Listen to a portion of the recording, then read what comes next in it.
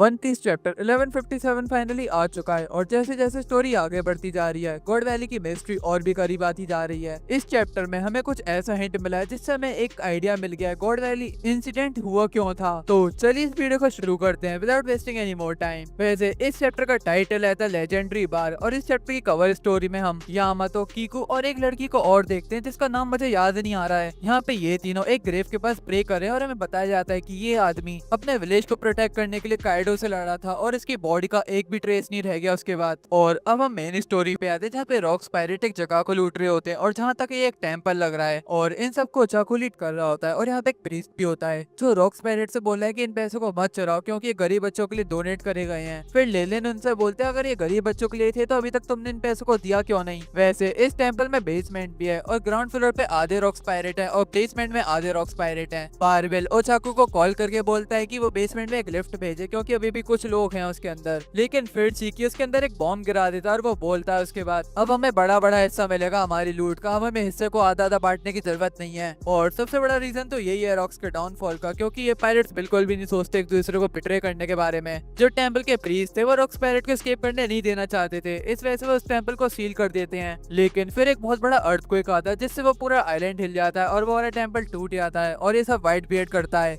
हमें यहाँ पे काइडो और व्हाइट बियर्ड की छोटी सी कन्वर्सेशन दिखाई जाती है जहाँ पे काइडो व्हाइट बियर्ड से बोलता है कि वो थोड़ा जेलस है उससे क्योंकि ये सब चीजें वो नहीं कर सकता। फिर व्हाइट बियर्ड काइडो से बोलता है अगर तुम्हें पावर हासिल करने में इतना इंटरेस्ट है तो जो भी तुम डेविल फ्रूट चूज करो वो तुम इसे अच्छे से चूज करना क्योंकि वो तुम्हारी पूरी जिंदगी भर रहेगा। फिर सिल्वर एक्स पूछता है कि वो कौन था जिसने हमें नीचे छोड़ने की कोशिश करी। फिर शिकी बोलता है मुझे तुम्हारी बहुत चिंता हो गई थी लेकिन मैं बहुत ज्यादा खुश हूँ कि तुम सरवाइव कर गए उसे। वैसे जहाँ तक मुझे लग रहा है कि व्हाइट बियर्ड के डेविल फ्रूट की वजह से वो पूरा आइलैंड खत्म हो गया है और वो डूबने वाला है। यहाँ पे रॉक्स गया था और शिकी रॉक्स से बोलता है रॉक्स वहाँ पे समुद्र में देखो और हमें देखने को मिलता है कि यहाँ पे बहुत सारी नेवी शिप्स हैं जो अटैक होने के थोड़ी देर बाद ही आ गई। इस चीज से व्हाइट बियर्ड को थोड़ा शक होता है। व्हाइट बियर्ड बोलता है रॉक्स से जहाँ देखो वहाँ मरीन से क्या हमारा प्लान कोई लीक कर रहा है। लेकिन रॉक्स बिना सोचे बोलता है हंस के इन शिप पे अटैक करो और इन्हें डुबा दो और बिल्कुल वैसे ही होता है। रॉक्स सारी शिप्स को खत्म कर देता है। फिर ओडा सेंसे में बताते हैं रॉक्स को अपना क्रू बना हुए पूरे 2 साल हो चुके हैं और इन 2 सालों में रॉक्स ने बहुत ज्यादा तबाही मचाई है पूरे वन पीस वर्ल्ड में। उसने 16 रेड्स और 73 शिप्स को डुबा दिया, 14 पोर्ट्स जिसे उसने राख में मिला दिया और 5 टाउन जिसे उसने वन पीस के मैप से खत्म कर दिया पूरा। फिर हमें ओडा सेंसे ये भी बताते कि गोल्डी रॉजर भी सेम एरा में ही था जिसमें रॉक्सटी सीबैक है जो फ्यूचर पायरेट किंग है, लेकिन अगर उसे रॉक से कंपेयर करे तो वो कुछ भी नहीं है। और अब हम सीन शिफ्ट होता है, हमें न्यू वर्ल्ड दिखाया जाता है जहाँ पे हारेल्ड होता है। यहाँ पे कुछ गवर्नमेंट एजेंट्स हारेल्ड को यहाँ से जाने के लिए बोल रहे हैं। वो बोलते हैं जो भी कंट्रीज वर्ल्ड गवर्नमेंट के अलायंस नहीं है उन्हें लॉलेस कंट्रीज कंसीडर करा जाता है। इन सब इंसानों के पीछे तुम अपने आप को परेशान नहीं करो हारेल्ड, इन इंसानों पे कोई जीने का अधिकार नहीं है। लेकिन हारेल्ड उन गवर्नमेंट एजेंट्स पे चिल्ला के पड़ता है और वो बोलता है इन लोगों को जाने दो, इन लोगों ने एल्बाफ की बहुत ज्यादा मदद करी थी जब एल्बाफ में फूड क्राइसिस चल रहा था, ये मेरे दोस्त हैं, इन लोगों ने मेरी कंट्री को बचाया है। फिर वो गवर्नमेंट एजेंट बोलता है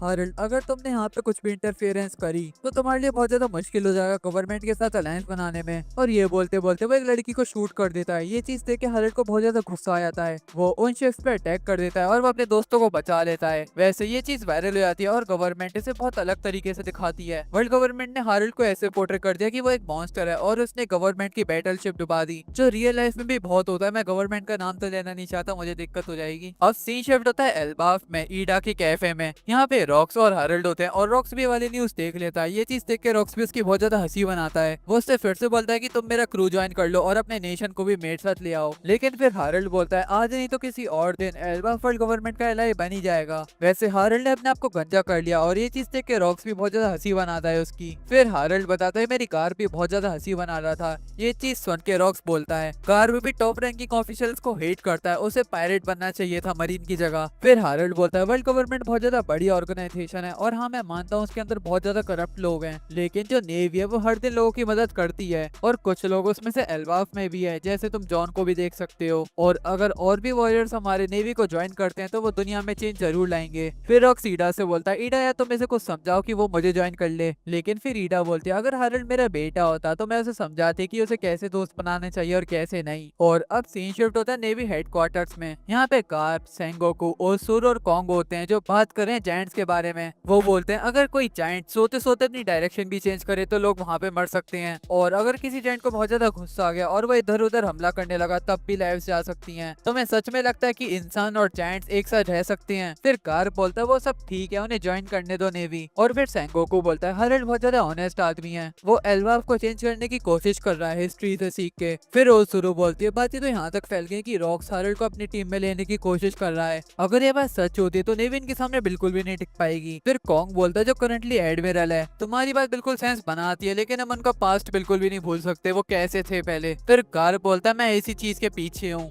स्ट्रॉन्ग लोग ही चाहिए नेवी में, जल्दी से जल्दी एल्बाफ को एक नेशन कंसीडर कर लेना चाहिए हमें। फिर कॉन्ग बोलता है अगर ये चीज मेरे ऊपर होती तो ये अभी तक मैं कर भी लेता। एंड अब सीन शिफ्ट होता है, हमें 42 इयर्स पहले का हाचिनोसु दिखाया जाता है, जहाँ पे एक न्यूज बहुत जल्दी से फैल रही है, शाकुयाकू ने कुजा पायरेट्स को क्विट कर दिया है। ये चीज पढ़ के हाचिनोसु के लोग बहुत ज्यादा दुखी हो जाते हैं, वो अपने आप से बोल रहे होते हैं हम समुद्र में जाते इस वजह से थे जिससे हम कुजा पायरेट से मिल पाए। और अब हमें एक बिग मॉम और ग्लोरियोसा दिखाई जाती है जो दोनों वाली न्यूज पढ़ रहे होते हैं। ग्लोरियोसा अपने मन में सोच रही होती है कि शाकुयाकू का क्या करने का इरादा है। फिर बिग मॉम बोलते कि उसने कुजा पायरेट्स इस वजह से क्विट करा जिससे वो किसी आदमी के पीछे जा सके, जैसा तुमने करा था ग्लोरियोसा। क्या प्यार हमेशा औरत को किसी बर्बादी की राह पे ले जाता है? फिर ग्लोरियोसा बोलते प्यार की बात तो बिल्कुल भी मत करो जब तुम बच्चे पॉपकॉर्न की तरह निकालती हो। फिर वो बोलते मुझे नहीं लगता कि वो ऐसी है, लेकिन मैं उसे बिल्कुल भी माफ नहीं करूंगी अगर वो रॉजर के पीछे पड़ी तो। फिर हमें स्टेसी दिखाई जाती है जो बोल रही होती क्या ये शैकी शैकी लगा रखा है, न्यूगेट तुम्हारी आंखें तो मेरे ऊपर ही है ना। फिर व्हाइट बियर्ड बोलता है मैं तुम्हारे प्यार में कभी नहीं था।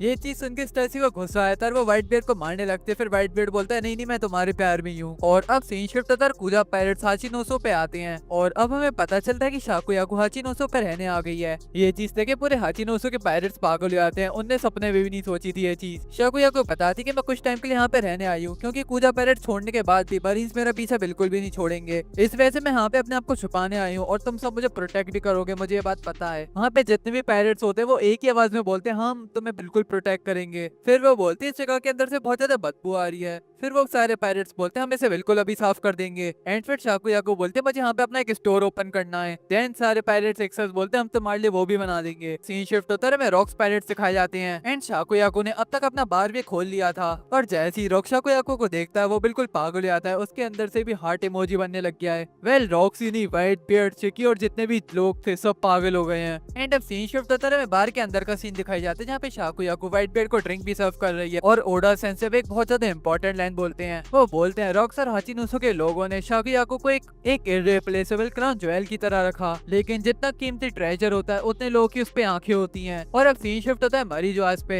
जहाँ पे गुरु से बात कर रहे होते हैं। वो बोलते हैं हम एल्बाफ को तभी गवर्नमेंट का लाय बनाएंगे जब वो रॉक्स को मार देगा और ये वाला चैप्टर खत्म हो जाता है। चैप्टर तो खत्म हो गया लेकिन हमारी वीडियो नहीं। अब हम आते गॉड वैली के इंसिडेंट पे, आखिर ऐसा क्या रीजन था जिस वजह से गॉड वैली शुरू हुआ। और हमें ओडा सेंसेई ने एक हिंट दे भी दिया जहाँ तक है, जैसा कि उन्होंने बोला रॉक्स ने और हाचिनोसो के जितने भी लोग थे शाकुयाकू को एक इररिप्लेसेबल क्राउन ज्वेलरी की तरह समझा और वह भी यही सबसे बड़ा रीजन हो सकता है कि जिस वजह से गॉड वैली शुरू हुआ और इसी वजह से रॉक्स रॉजर की फाइट हुई जिससे वो शाकुयाकू को अपनी तरफ ले सके। तो भी ऑनेस्ट मैं बिल्कुल भी नहीं चाहता कि ये रीजन हो रॉक्स और रॉजर की फाइट का, या कोई बड़ा रीजन होना चाहिए, कोई डेविल फ्रूट या कुछ और चीज। लेकिन अगर ये वाले रीजन हुआ तो ये चीज मेरे पर्सपेक्टिव में वन पीस की स्टोरी को बहुत ज्यादा बेकार कर देगा। वेल जो भी हो, अगर आपको वाली वीडियो अच्छी लगी तो make sure to like this video and subscribe this channel. See you in the next video. For now bye bye.